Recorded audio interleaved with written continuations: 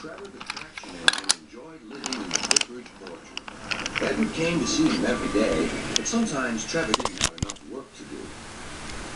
I do like to keep busy all the time, he sighed one day, and I do like company, especially children's company.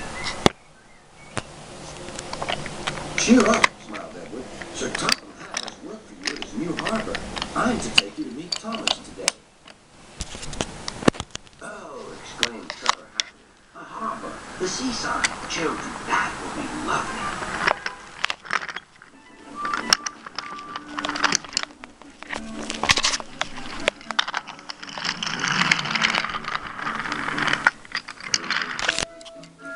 Thomas was on his way to the harbor with a trainload of metal planks. They were needed to make the harbor wall firm and safe.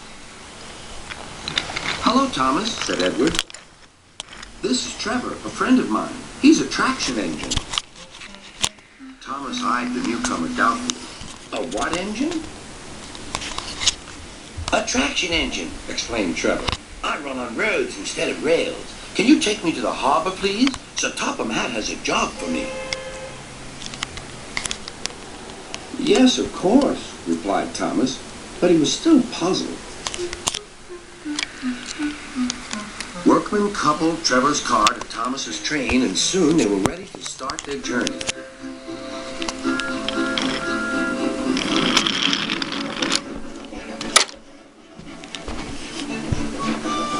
I'm glad Sir Topham Hatt needs me, called Trevor.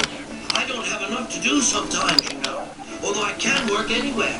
In orchards, on farms, in scrapyards, even at harbors. But you don't run on rails, puffed Thomas. I'm a traction engine. I don't need rails to be useful, replied Trevor. You wait and see.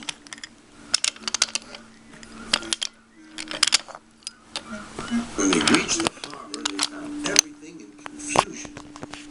Cars had been derailed, blocking the line. Stone slabs lay everywhere.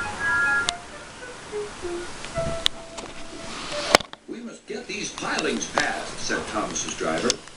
They are essential. Trevor, we need you to drag them around this mess. Just the sort of job I like, Replied Trevor. Now you'll see, Thomas. I'll soon show you what traction engines can do. Trevor was as good as his word. He dragged the pilings clear with chains and towed them into position. Who needs rails? He muttered cheerfully to himself.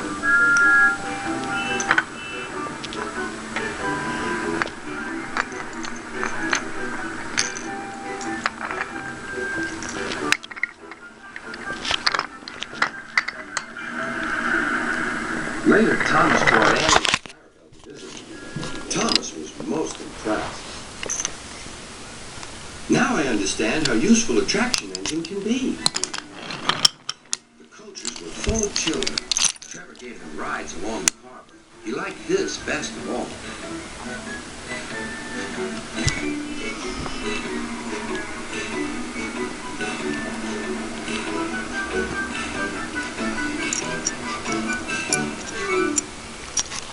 He's very kind, said Annie.